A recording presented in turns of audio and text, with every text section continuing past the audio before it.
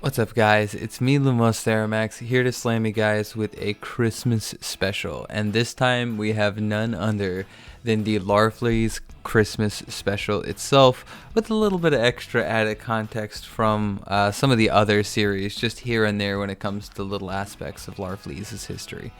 So, I hope you're enjoying yourselves, enjoying the holidays, whichever one you do enjoy. So sit back, be sure to like and subscribe, and let me tell you guys the tragic story of Larfleeze and the one thing he desires more so than anything.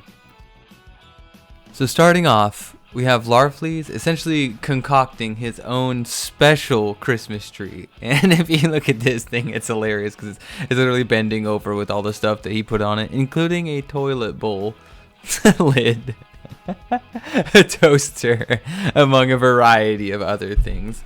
And something I would like to point out is his little musings on the bottom left side here. And essentially, Larfleeze has been awaiting the day of Christmas because he believes in Santa Claus. He came to Earth and heard all the crazy stories of Santa Claus, as we had seen in the Brightest Day storyline. And this is kind of a follow-up to that. And all I'm saying is Santa Claus is described as an all-powerful and all-seeing guardian by Larfleeze. So that should give you an idea of how he kind of views Santa Claus. And to be fair, Santa Claus is a God Sphere level character in DC, so that's nothing too wild to imagine.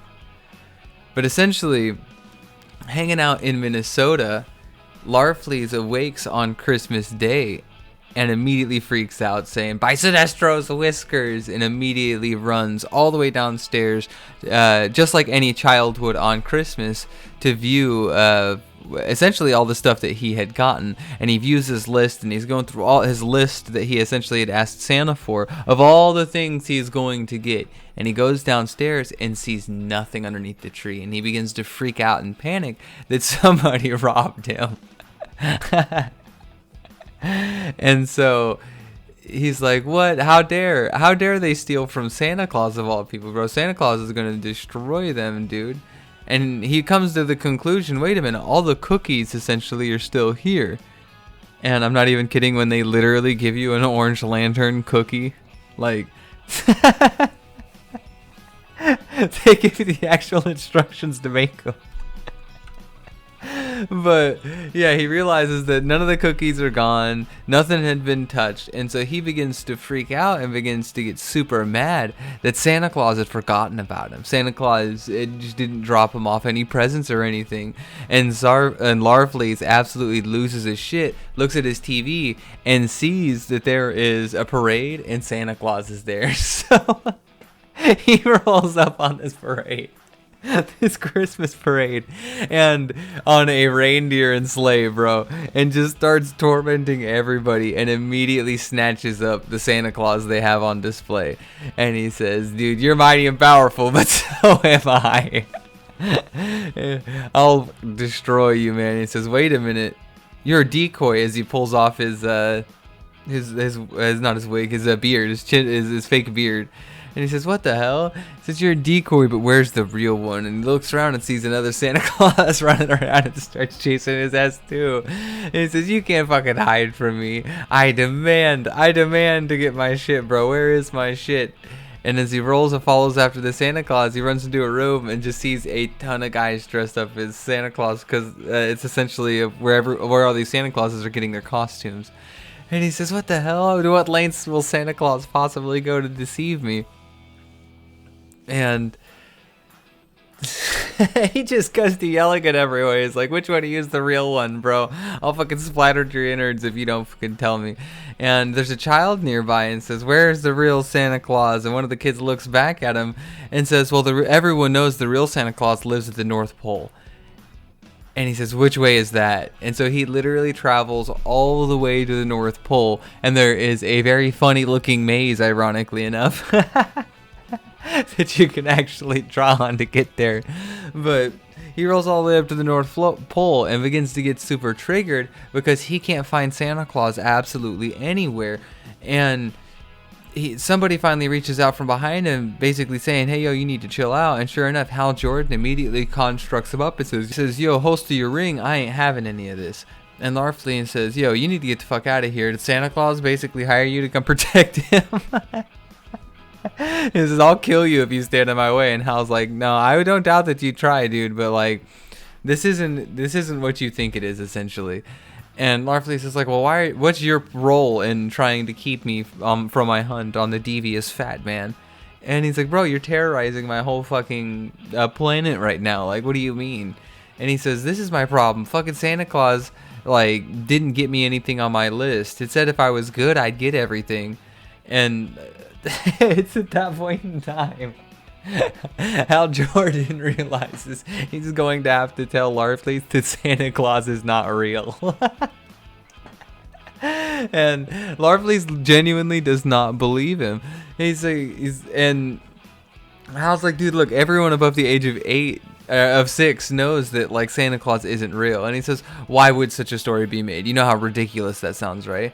And he says, yo, dude, seriously, besides, that day isn't about Santa Claus anyway. It's about Christmas spirit. It's about having, like, the holiday spirit.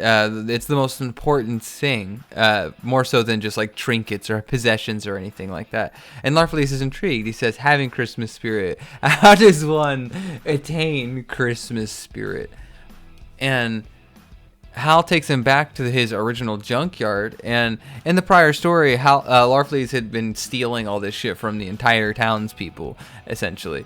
And Larfleeze says, well, what exactly are we here to do? And he says, well, you just kind of grabbed all this shit and dragged it together.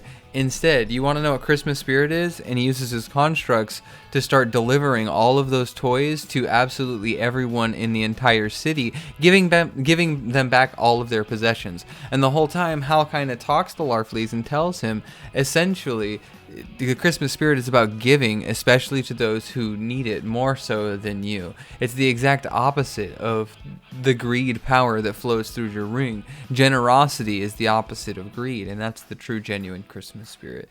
And he says generosity is why everyone essentially smiles and that you know that they have that Christmas spirit.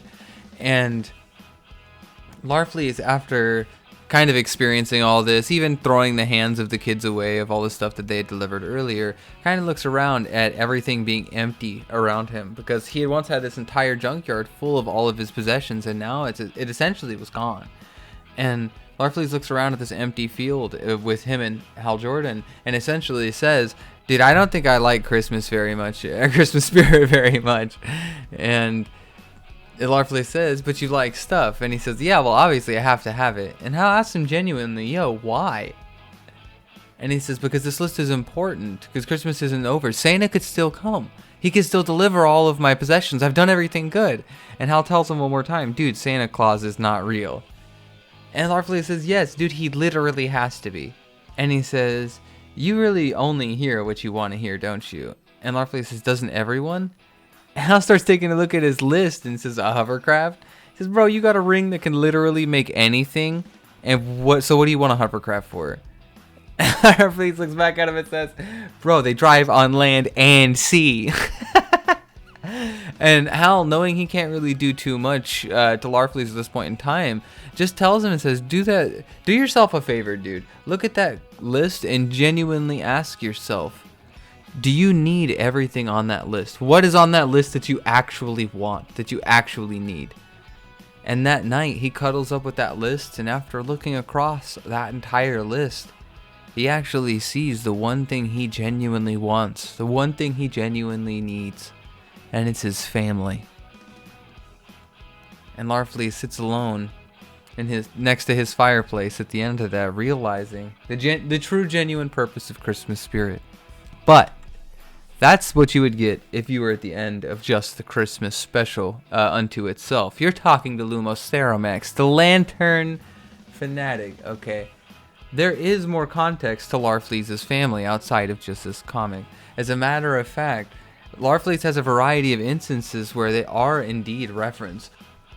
Both Adara of Hope and Predator of Love, their respective emotional entities, have both affected Larfleeze with their hacks and have discovered a few extra things about it.